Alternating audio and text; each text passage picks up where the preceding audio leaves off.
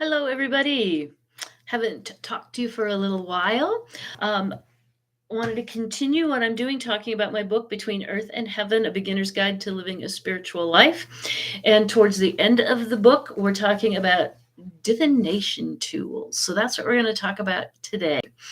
A lot of people get scared by divination tools and they automatically think something, evil is going to come through. And that's just not the case.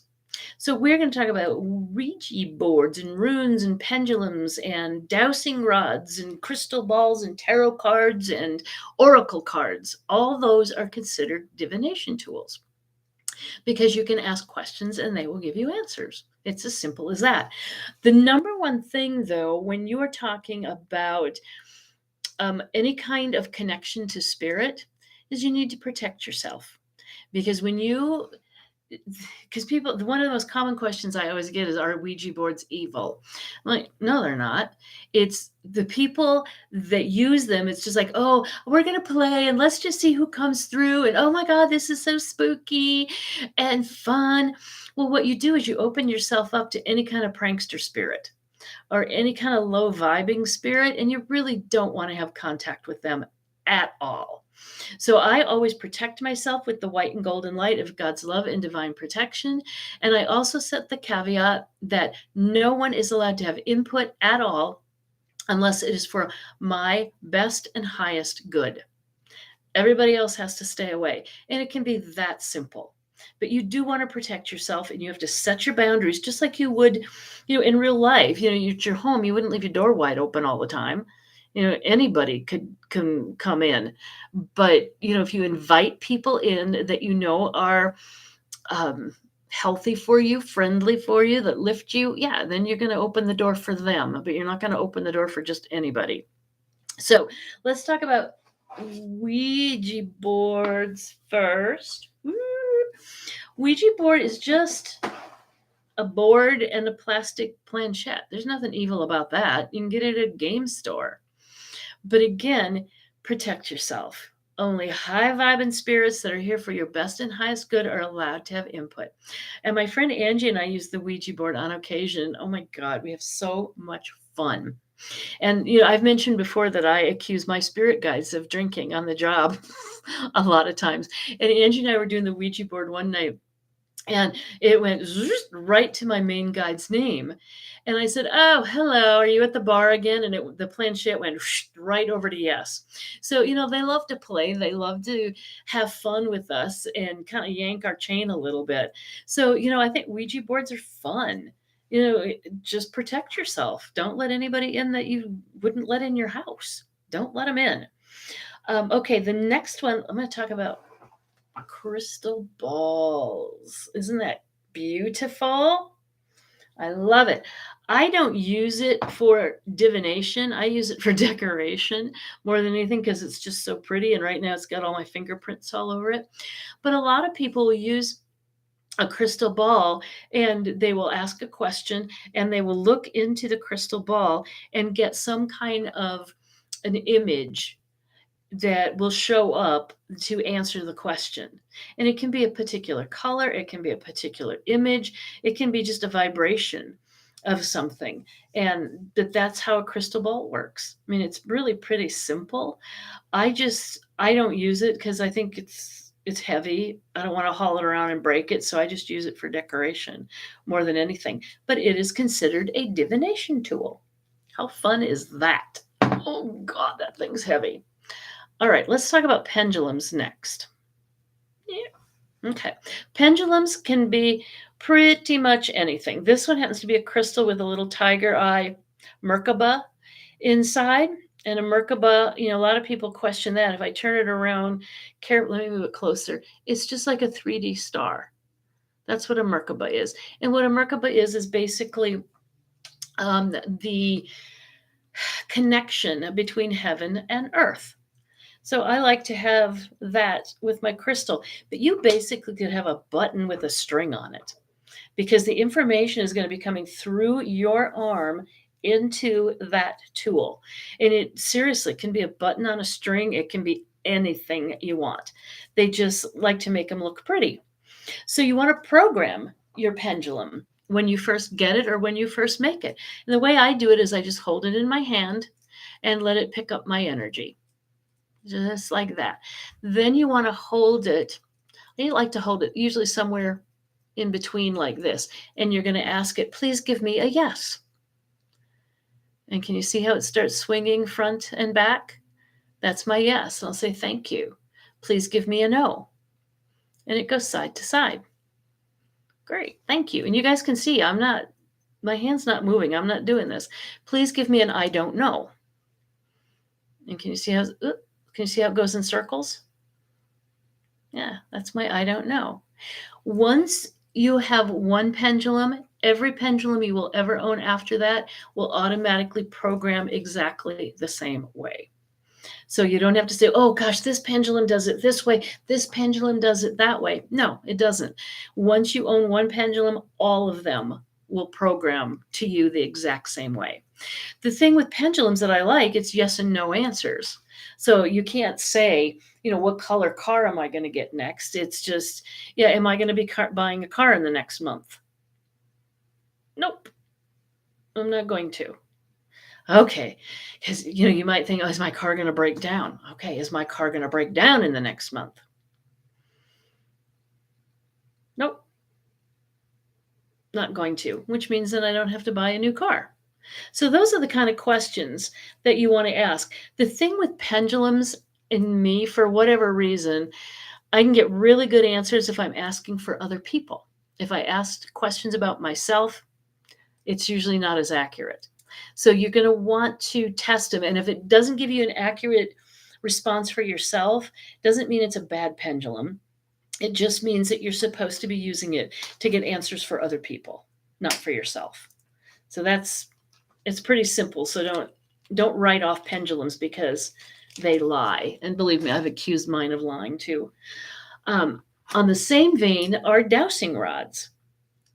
And I think we've all seen these from the old Westerns, and they'd have like the Y shaped stick, and the old man would walk around trying to find water. And whenever it would dip, they'd start digging for water. Well, these are the same idea, and these are copper, and you can make them yourself. You can use a straw here and maybe a coat hanger. You can do that as long as this spins freely, because you don't want to hold them like this. It's too controlling. You want these to go wherever you want. So I always hold them out like this in a neutral position, and I'll say, please give me a yes. There we go. I'll go, thank you. And it'll go back. Please give me a no. And for me, a no is nothing. It just stays there. I know for a lot of people, it's the opposite. A yes is staying still and a no is crossed. But for me, a yes is crossed. And if it's a really strong yes, it's like I have to duck because these things just start spinning all over the place. Yeah, it's pretty funny. These are so accurate. It's crazy. And when you've got this free-flowing piece, you can't. There's no way I can control these. And you saw I'm hanging onto these. Give me a yes, please. Did you see my hands move, tighten, do anything? No. Thank you. They go back to neutral. And again, these have to be yes and no questions, very much like your pendulum. Isn't that fun? You can get those at most metaphysical stores. They have them, or you can get them online too. That's with most of this, all the divination tools. You really can get them at most of the stores, the metaphysical stores. All right, now I want to talk about runes. Runes are Nordic in nature, and they're little tablets like this. And they come in a little bag, and this is just really weird, but this is kind of a tradition with a lot of people that they don't use the bag their runes come in. You put it in a Crown Royal bag. I've seen this for decades that people do that, and I think it's just hilarious. And I certainly don't drink Crown Royal, but it's a bag that a lot of people put their runes in. And so you want to shake them up. And I usually, if I'm going to use runes, I do a simple 3 rune pull, which is one of them would be the overview of the situation, one is the obstacle, and the other one is the final outcome. Every collection of runes comes with a guidebook, and it'll talk about the different spreads that are available and what they mean, a description of all of them. But it's all the names of all of these are Nordic, so they're kind of hard to pronounce. Anzus, Feelies, and names like that. But they're kind of fun, and I will use those just if I want to just something really quick. And like I said, you can do a life spread. You can go a lot more detail. I usually just do a 3 rune pull because I want to find out what's this situation about, what's the obstacle, what's the outcome on it, and do it pretty quickly. So, and it's just another fun thing to do. All right, so now we're going to talk about tarot cards and oracle cards. What's the difference? Tarot cards are always 78 cards. Always. They are always 4 suits. So the traditional tarot, which is the Rider-Waite deck, this is the traditional one. It has got what we call major arcana cards, and those are major shifts, major changes in your life. Then there are minor arcana cards, which are minor shifts or minor changes. Within the minor arcana are always 4 suits. And in this original deck, it is wands, swords, cups, and pentacles. And they each have individual meanings. And people will talk to me, I'm interested in doing tarot cards, but I just don't know how to use them. I don't know. They all come with a guidebook and different spreads that you can do. They make it really easy. It is difficult to learn the meaning of all of these cards because if you've got, let's say you pull a judgment card, which is a major arcana, it's a major shift. If it is in a position of the basis of your reading, it's going to mean something completely different than the final outcome, than the past card. So not only do you have to learn the cards, the different meanings behind the placements that you do. And there are different spreads. You can do a 1-card pull. Hey, just tell me about this. Boom, pull it. I usually do what is called a Celtic cross, and that's 10 cards. The first one representing the person that's getting read. The second one is the obstacle or what crosses that person. And then underneath that would be the basis. Why are we asking? Why are we doing this spread? Why are we doing it? Then there's the past. And for me, the past is the last month to the last year, sometimes a little bit longer. The next card, which is above, is what's going on right now. Then on this side, the card is the future, which is the next month to the next year. And then there are 4 cards stacked on the side of this Celtic cross. The first one is the strength of who's ever being read in this particular situation. What's their strength? The next card, it's supposed to be the thoughts and feelings of others around you. And frankly, I don't care what others think. So I change the energy to what is the environment around this situation. Then the 9th card would be your own hopes or fears. And this is for the person being read, their own hopes or fears. And believe me, it'll become very obvious if they're appealing to the hope or the fear.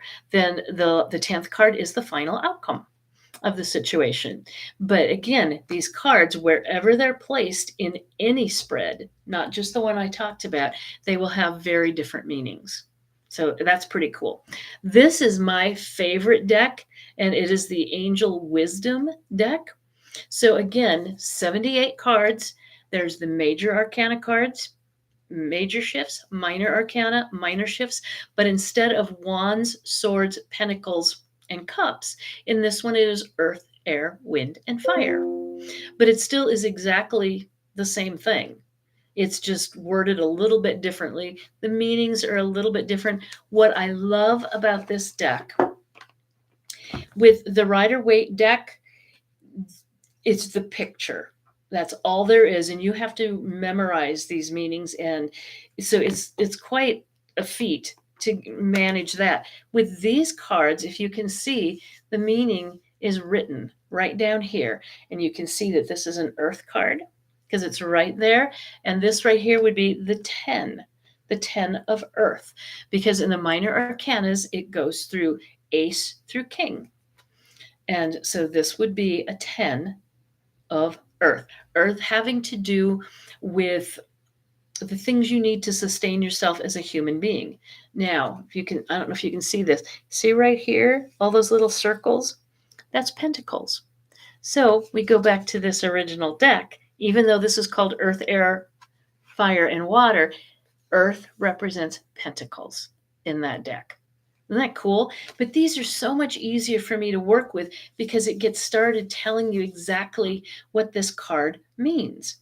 And so when I do a reading for someone, and I don't do it often, it's easier for me just to tune into somebody. But when I use these cards, I'll read what's there, and then it's like my intuition just goes boom, boom, boom, boom, boom. And we're off to the races on that. So tarot cards, always 78 cards, always major arcana, minor arcana. No exceptions. Now, when we talk about oracle cards, I've got two boxes of these, and believe me, I got lots of these. Oracle cards can be any number. Like this one is 45 cards in this deck. This one happens to have 50 cards in it. You can do exactly the same kind of spread. You can pull one card. A lot of people like to pull 3 cards, which is past, present, and future. And you can do a Celtic cross with these things. You can do anything. They're just not what's called a standard tarot card.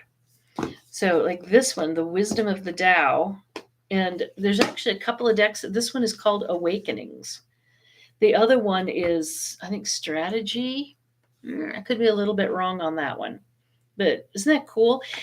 This one, this is my newest deck. I actually got this at the half price bookstore. And I was looking for metaphysical books and I saw this and was really drawn to it. Every time I've used it, it has been absolutely right on. I love it. So what you're going to find, I think I counted, last time I counted were maybe 45 decks of cards, combination of tarot and oracle. Some of them, someone else has recommended. I love this deck. It's so fabulous. So I run out and buy it. And then it's like, yeah, it's not doing it for me. So I do have several decks that I rarely ever use because they don't feel accurate to me. And they're accurate for somebody else.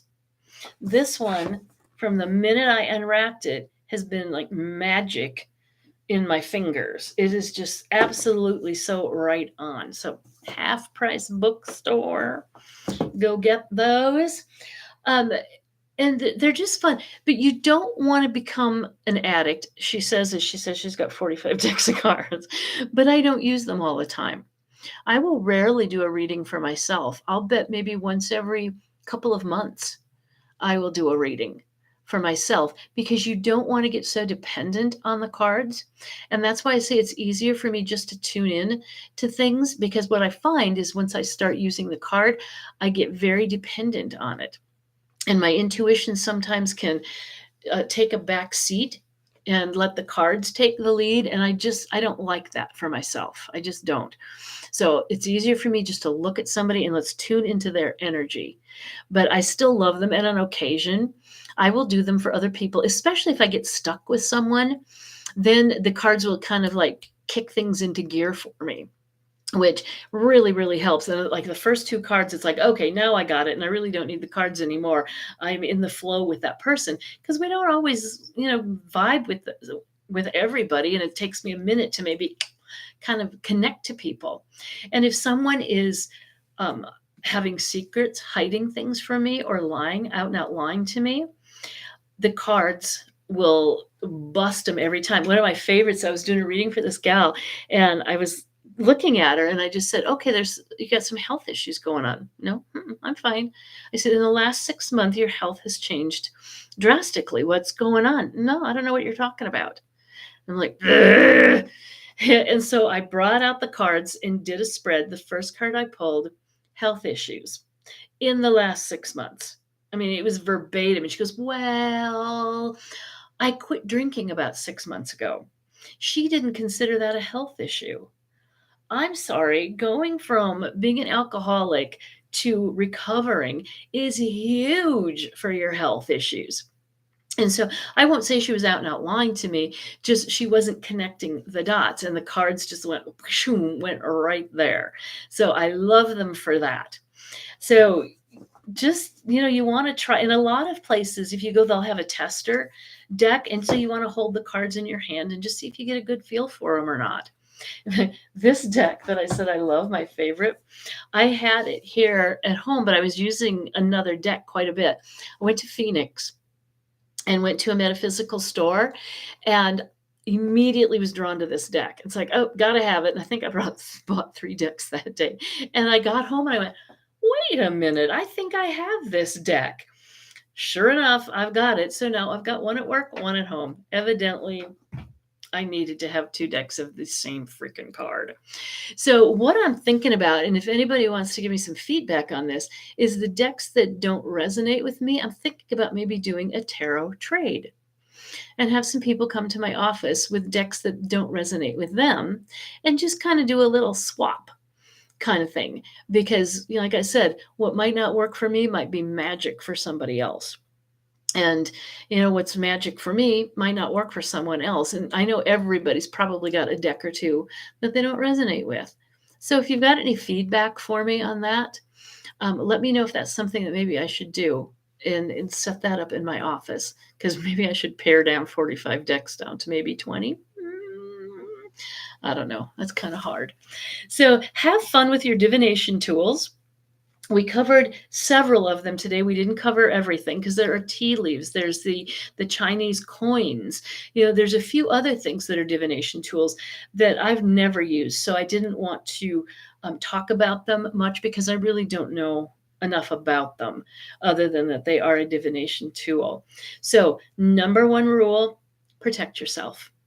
Surround yourself with the white and golden light of God's love and divine protection, and then clear boundaries. No one is allowed to have any kind of input except if they have got your best and highest good as their intent. And you'll be fine. You can have fun and just play all day long because it's a blast. That's all I got. I hope you enjoyed this. And I enjoy always going live with you. And we'll see what comes up next month. All right. Thanks, everybody. Bye.